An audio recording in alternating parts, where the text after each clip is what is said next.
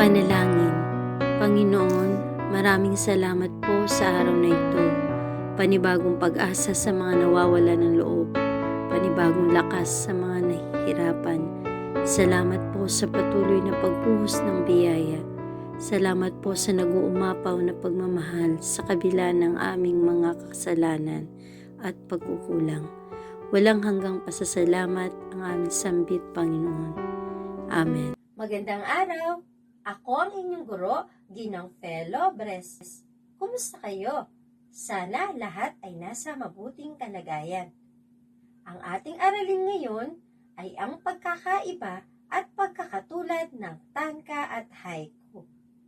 Sa pagtatapos ng ating aralin, kayo ay inaasahang una, nasusuri ang pagkakaiba at pagkakatulad ng estilo sa pagbuo ng tanka at haiku. Ikalawa, na isusulat ang payak na tanka at haiku sa tamang anyo at sukat.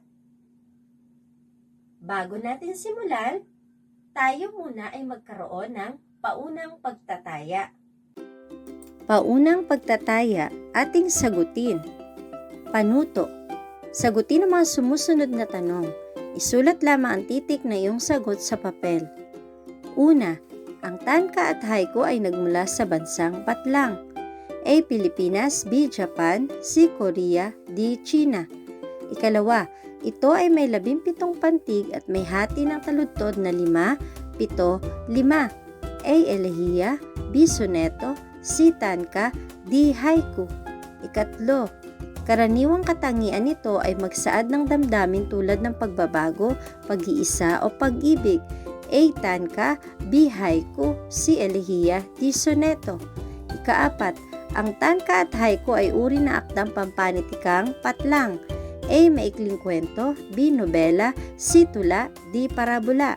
Ikalima, ito ay may 5 taludtod na 31 ang kabuang bilang ng pantig. May hating 5, 7, 5, 7, 7. A. Tanka, B. Haiku, C. Elehiya, D. Soneto. Tama ba ang iyong mga sagot? Sige nga, kunin ang iyong papel at iwasto mo na.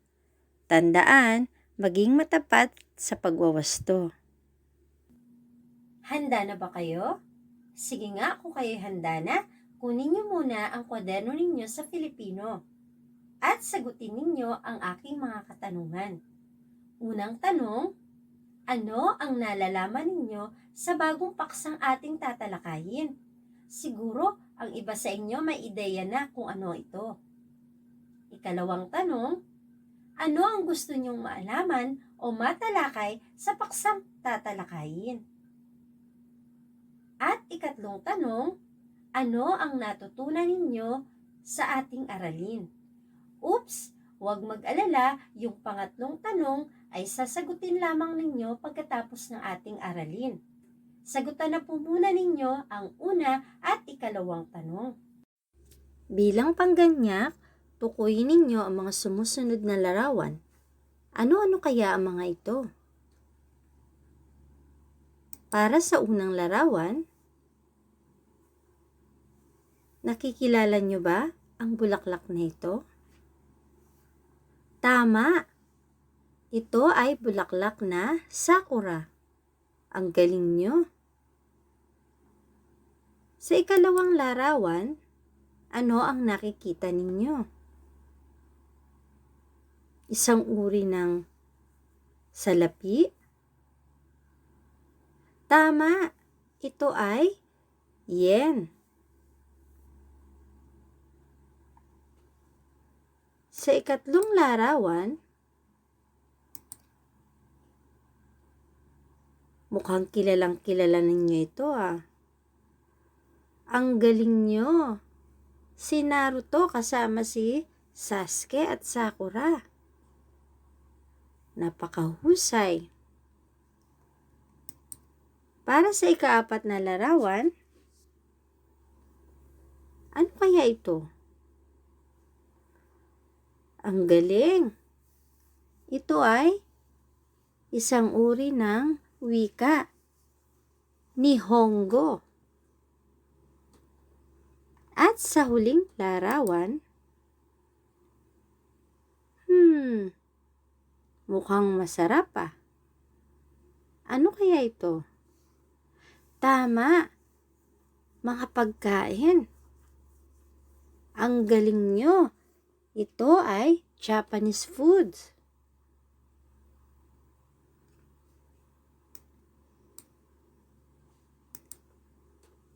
Saan kaya makikita ang mga nasa larawan? Sa anong bansa? Magaling! Ito ay mula sa bansang Japan. Ang ating aralin ngayon ay tungkol sa tanka at haiku na kung saan ito rin ay nagmula sa Japan. Napakahusay nyo! Alam niyo ba na sa maraming bansa, masasabing pinakasikat na anyo ng maikling tula mula sa mga Hapon ay ang tanka at haiku. Pumatok ang ganitong uri ng tula dahil sa taglay nitong sining at katangian. Ano-ano ang katangian ng tanka at haiku? Paano ang mga ito nagkakaiba? Paano ito nagkakatulad? Tara, alamin natin. Ang tanka, tama, ito ay binubuo ng 5 taludtod na may 31 pantig. Ito ay may hating taludtod na 5, 7, 5, 7, 7 o kaya naman maaaring magkapalit-palit basta't ang kabuang pantig lamang nito ay 31. Ang karaniwang paksa ng tanka ay pagbabago, pag-ibig, at pag-iisa. Ang galing nyo!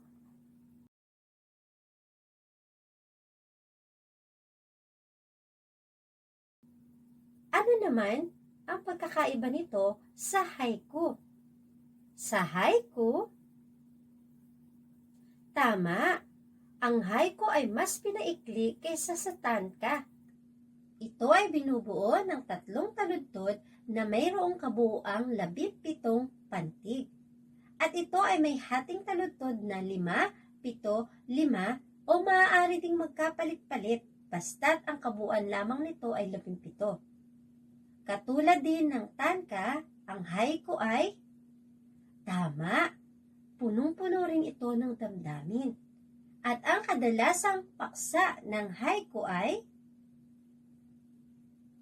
tama, kalikasan o pag-ibig. Ang galing nyo!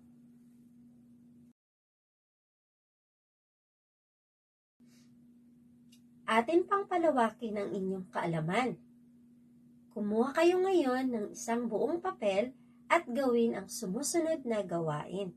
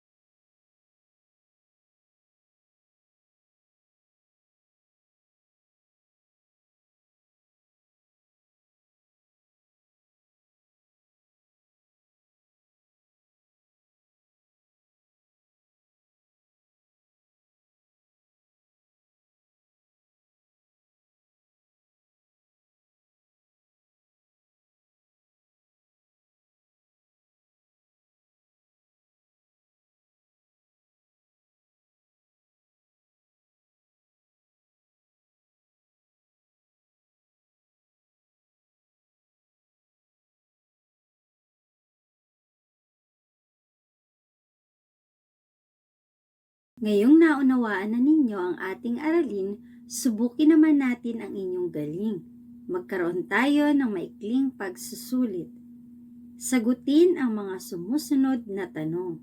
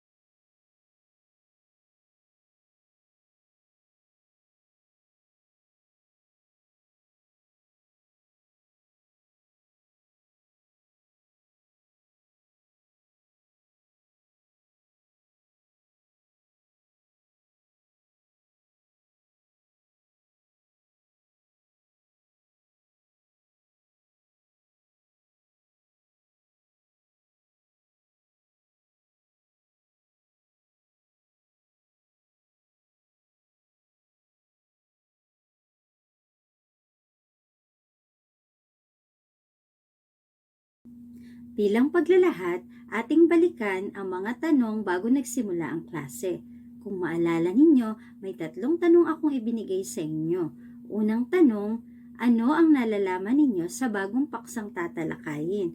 Ikalawang tanong, ano ang gusto mong malaman o matalakay sa paksang tatalakayin? Nasagutan na ninyo ang una at ikalawa. Ngayon naman, sagutin natin ang ikatlong tanong.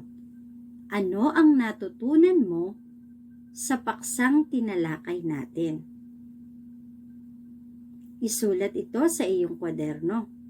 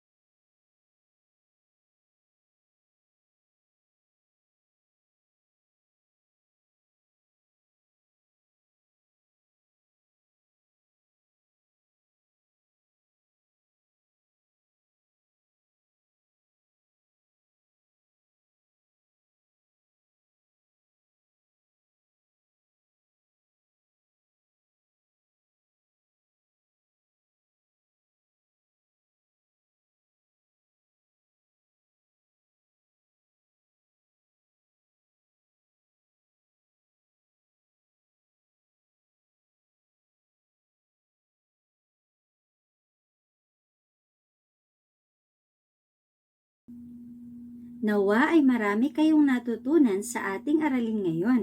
Hanggang sa muli, ito ang inyong guro, Ginang Felobres. Paalam!